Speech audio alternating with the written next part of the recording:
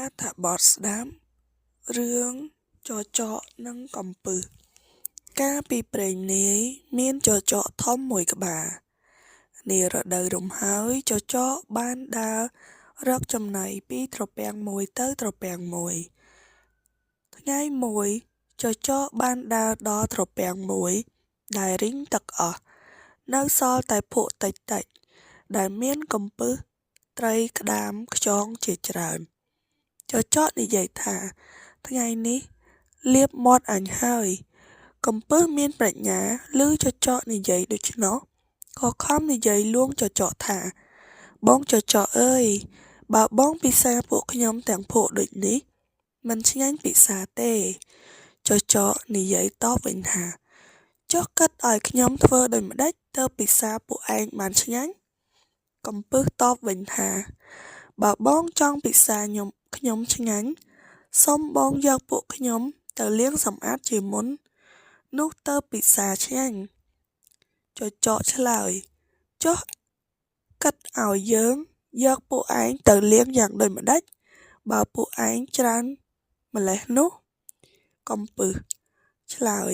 សូមបងកុំព្រួយឲ្យតែបងយល់ព្រមធ្វើតាមខ្ញុំធានាឲ្យបងពិសាពួកខ្ញុំដោយឆ្ងាញ់មាត់ចចកក៏ឆ្លើយបានយើងយល់ព្រមធ្វើតាមពួកឯងតើពួកឯងគិតឲ្យយើងធ្វើដូចម្ដេចកំពឹសក៏បង្គាប់សូមបងចចកចុះមកននាក្នុងភក់នេះដើម្បីឲ្យពួកខ្ញុំតោងរោមបង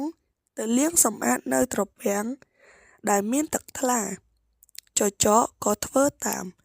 លុះទៅដល់ត្រពាំងមួយដែលមានទឹកថ្លាចចកក៏ដើរចុះទៅកំពឹសបានឆ្លើយប្រាប់ចចកថាសូមបងទៅជញ្ជូនមកពីត្រពាំងខាងនោះឲ្យអស់មកហើយសឹមពិសាឲ្យឆ្អែតតែម្ដងចចកក៏ទៅជញ្ជូនមកតតែអស់ពីត្រពាំងលុះដឹងថាចចកជញ្ជូនមកអស់ហើយពួកកំពឹសត្រីក្តាមខ្យងជាច្រើនក៏បាននាំគ្នាមុជទឹកជ្រៅបាត់អស់ចចកដឹងថាខ្លួនចាញ់បោកកំពឹសក៏ខឹងជាខ្លាំងក៏បានទៅបបួលដំរី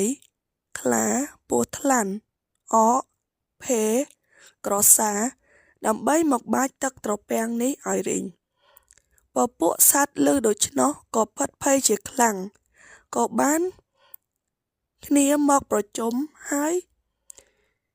ក៏បានឲ្យត្រីក្រាញ់ឡើងអង្វរសុំឲ្យសុភាទន្សាយមកជួយត្រីក្រាញ់បានទៅជួបប្រាប់សុភាទន្សាយហើយរៀបរាប់ដំណើររឿងប្រាប់ដល់សុភាទន្សាយសុភាទន្សាយបានប្រាប់ត្រីក្រាញ់វិញថាសូមត្រឡប់ទៅប្រាប់គ្នាបងកុំឲ្យផិតភ័យខ្ញុំនឹងទៅតាមក្រោយរសៀលបន្តិចទន្សាយបានទៅដល់ឃើញសត្វទាំងឡាយកំពុងនាំគ្នាបាចត្រពាំងដោយឲ្យពស់ថ្លាន់ធ្វើជាទំនប់ទឹកសុភាទន្សាយក៏កាច់ស្លឹកឈើដែលមានស្នាមដង្កូវស៊ីដូចជាគេគូសអក្សរពីលើហើយក៏ស្រែកឡើងថាណែអ្នកទាំងអស់គ្នាសូមស្ដាប់ខ្ញុំព្រះឥន្ទ្ររាជបានគប្បបញ្ជាថាឲ្យកាត់ជើងត្រុំតម្រឹមជើងអកកាត់ក្បាលចចកដកភ្លុកដំរីសាកាត់ក្បាលខ្លាឲ្យជ្រៅជាងគេ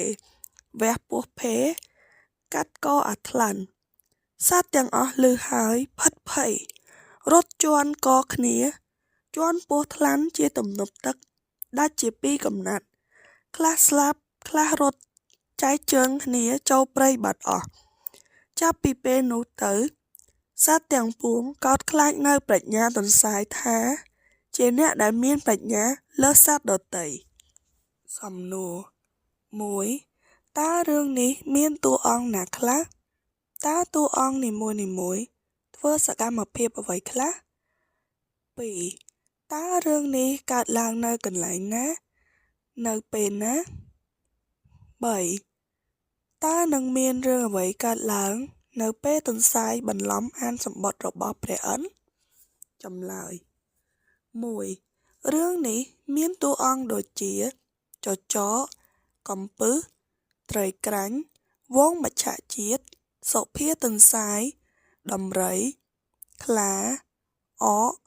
ភេរ និងពស់ថ្លាន់ តួអង្គនីមួយៗមានសកម្មភាពដូចជាចចក ដើររកចំណីនៅតាមថ្លុកឬត្រពាំង កំពឹស ត្រីក្រាញ់ និងវងមច្ឆជាតិត្រូវចចកចង់ស៊ីនិងជញ្ជូនយកទៅត្រពាំងមួយដើម្បីសម្អាតខ្លួន ក្រុមរបស់ចចកបាននាំគ្នាបាចទឹកត្រពាំងដើម្បីចាប់មច្ឆជាតិ ទន្សាយបានកាត់ក្តីដើម្បីជួយសង្គ្រោះពួកមច្ឆជាតិ 2. រឿងនេះកើតឡើងនៅក្នុងត្រពាំងមួយនៅរដូវវស្សាប្រាំង 3. នៅពេលទន្សាយបន្លំអានសំបុត្ររបស់ព្រះឥន្ទធ្វើឲ្យសត្វទាំងអស់នោះភិតភ័យហើយបានរត់ជាន់គ្នាបាក់ទំនប់ទឹក ខ្លះត្រូវគេជាន់ស្លាប់ហើយខ្លះទៀតក៏លង់ទឹកស្លាប់ទៅ